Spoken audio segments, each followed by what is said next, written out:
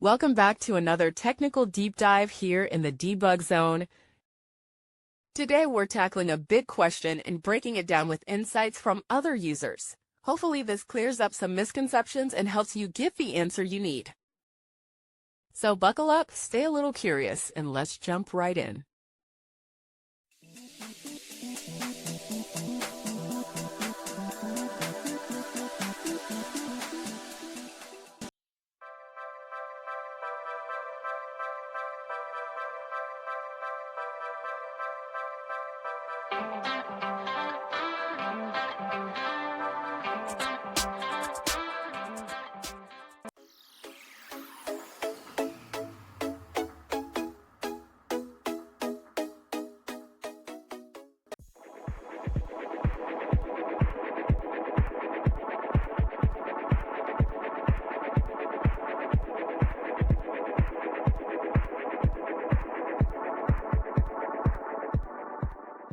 And that's a wrap.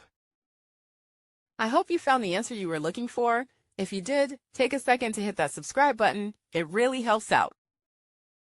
And let me know in the comments which solution worked best for you. See you next time in the Debug Zone.